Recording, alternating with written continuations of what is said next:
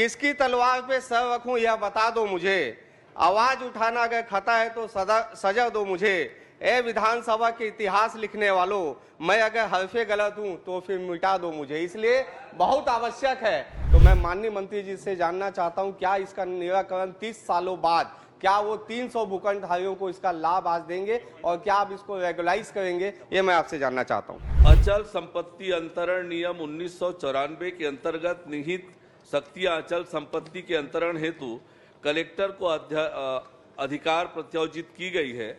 बिल्कुल मैं आपकी बात से सहमत हूं। बस एक चीज चाहता हूं, आपकी बात से सहमत हूं। आपने कह दिया कि आपने कलेक्टर को अधिकार दे दिए हैं, लेकिन कम से कम इतना कर दीजिए माननीय मंत्री जी, कलेक्टर को समय सीमा दे दीजिए, क्योंकि 18 कलेक्टर बदल चुके हैं। 18 कलेक्टर के पहले भी ये बात आई थी। क्रमांक 9। माननीय अध्यक्ष महोदय, आज का दिन भिलाई वासियों के लिए बड़ा दिन है कि 30 साल बाद विधानसभा में एक प्रश्न है। प्रश्न ये है कि साडा के समय में 300 भूखंड साडा ने आवंटित किए थे अलग अलग लोगों को, दुकानदारों को, रहवासियों को। उसका आज दिनांक तक ना कोई बिल्डिंग परमिशन दिया, रजिस्ट्रियां हो चुकी है, ना बिल्डिंग परमिशन, भवन अनुज्ञा, ना ही नामांतरण, ना ही अंतरण, और यहाँ तक के नगर निगम को कोई टैक्स भी आज दिनांक तक नहीं दिया जा रहा है। इसमें बीच में ये फैसला आया कि एक कलेक्टर महोदय को इसकी जो है जवाबदारी दी जाती है, कलेक्टर अपने स्तर पे इसको निराकरण करे। लेकिन माननीय अध्यक्ष महोदय, आज दिनांक तक कम से कम 18 कलेक्टर चेंज हो चुके हैं, लेकिन इस 300 भूखंड पे कोई भी फैसला नहीं आया है। बल्कि ये होता है कि जो भी व्यक्ति अगर कोर्ट चले जाते हैं तो कोर्ट से उनको अनुमति मिल जाती। 40 ऐसे लोगों को कोर्ट से अनुमति मिली है कि आप जो है अपना मकान बना सकते हैं, लेकिन वो 40 लोग भी आज दिनांक तक नगर निगम में कोई टैक्स जमा नहीं कर रहे हैं, जिससे एक बड़ी राजस्व की क्षति नगर निगम भिलाई को हो रहा है। और ये 300 लोग जो 3 साल से उम्मीद में हैं, लोगों के बड़े बड़े मकान बन चुके हैं, सारी सुविधा इनको मिल रही है, लेकिन हमको कोई टैक्स नहीं मिल रहा है। इस पर मैं माननीय मंत्री जी से जानना चाहता हूँ, क्योंकि ये बड़ा फैसला है, भिलाई निगम के हित में पहली बार इसका निर्णय के लिए सदन में आया है। और जब आप माननीय मुख्यमंत्री थे तो उस समय ने आपने निर्देश दिया था और भारतीय जनता पार्टी के हमारे मैनिफेस्टो में था कि इसका निराकरण करेंगे। तो मैं माननीय मंत्री जी से जानना चाहता हूं, क्या इसका निराकरण 30 सालों बाद, क्या वो 300 भूखंडधारियों को इसका लाभ आज देंगे और क्या आप इसको रेगुलाइज करेंगे, ये मैं आपसे जानना चाहता हूँ। माननीय अध्यक्ष महोदय, भिलाई नगर निगम से पूर्व विशेष विकास क्षेत्र प्राधिकरण, जिसे साडा कहा जाता है, 5/9/1998 को साडा एबालिश हुआ और भिलाई अलग नगर निगम बना। और तब साडा के जो नियम थे उसके हिसाब से भूखंड का आवंटन होता था। और फिर नगर निगम बनने के बाद नगर निगम में संपत्ति अंतरण अधिनियम है, उस अधिनियम के अनुरूप नीलामी के द्वारा भूखंड का आवंटन होता रहा है। और इस बीच जो भूखंड आवंटित किए गए साडा के द्वारा और नगर निगम के द्वारा नीलामी के द्वारा, उसके खिलाफ शिकायत हुई और एक जांच कमेटी बनी।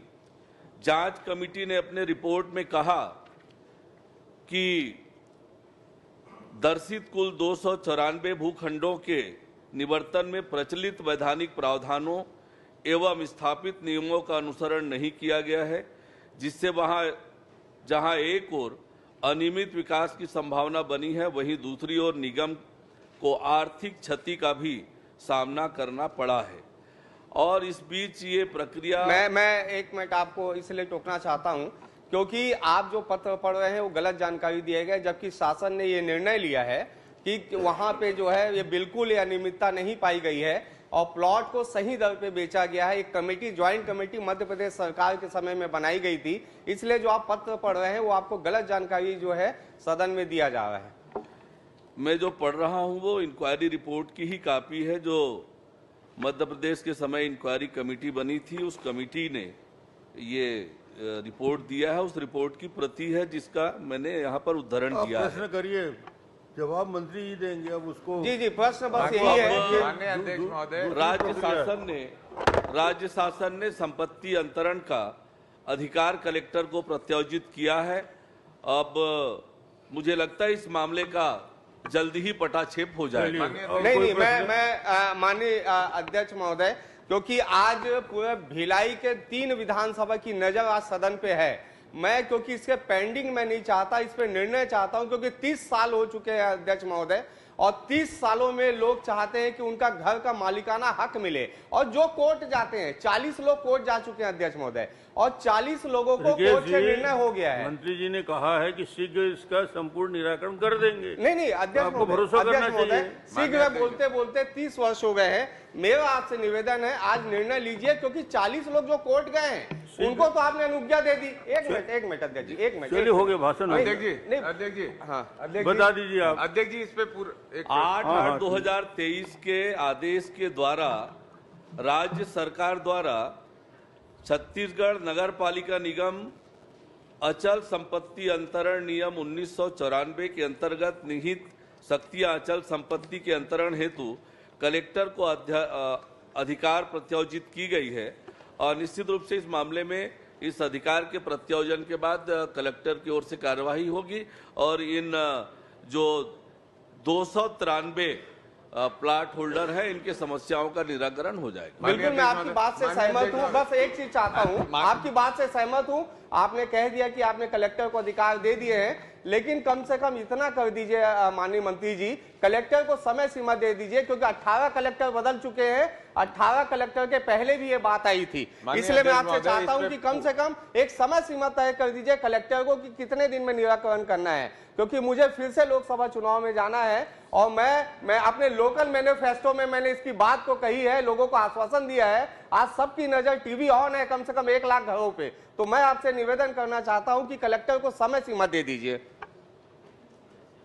माननीय अध्यक्ष महोदय, कलेक्टर को जो अधिकार प्रत्यार्जित हुए हैं वो 8/8/2023 का आदेश है, और ये बहुत पुराना मामला है, और इसलिए समय सीमा बताने के बजाय मैं कलेक्टर से भी कहूंगा कि जल्दी से इस मामले का वो पटाक्षेप करें, निराकरण करें। बहुत बहुत धन्यवाद। बस एक 4 लाइन कहना चाहता हूँ। केवल आपका टीवी ऑन नहीं है, भिलाई और दुर्ग का पूरे छत्तीसगढ़ का टीवी ऑन रहता है 11 से 12 बजे। बस 2 लाइन मंत्री जी के लिए कहना चाहता चलिए, हूँ। आप कुछ पूछना चाह रहे। 2 लाइन माननीय सदस्य जी, चलो, 2 दो लाइन लाइन बस पहले हो भूल जाऊंगा जाएगी नहीं तो।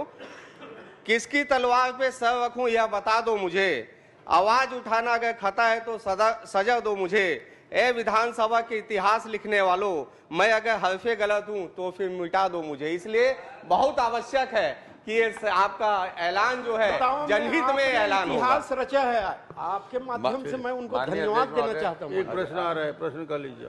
माननीय अध्यक्ष महोदय, इसी प्रश्न पर मेरा सवाल सीधा सा है कि पूर्व बहुत लंबे समय से ये प्रकरण पेंडिंग है, और इस पे जो जांच समितियों के निर्देश आए हैं उस पे भी स्पष्टता आ चुकी है, और ये कोई भी प्रकरण अभी कोर्ट पर लंबित नहीं है। तो मेरा ये अनुरोध है, इस पर कोई समय अवधि तय करेंगे माननीय मंत्री जी कि इस समय अवधि के तहत शासन प्रशासन इस पर निर्णय करके जो राजस्व की हानि हो रही है उस पर भी, जो बिना बिल्डिंग परमिशन लिए लोगों के मकान बन गए उन पर भी, और जिन लोगों के मकान नहीं बन पाए हैं अभी तक उस पर भी कोई ना कोई फैसला शासन करे। तो क्या इसकी समय अवधि तय करेंगे क्या? माननीय सदस्य के प्रश्न का जवाब मैंने पहले ही दे दिया है। माननीय शरणदास मोहन जी। माननीय मंत्री जी, इसका कोई फैसला नहीं आने वाला, इसलिए मेरा निवेदन है आपसे, कोई समय अवधि तय करेंगे तो लोगों के लिए हित होगा।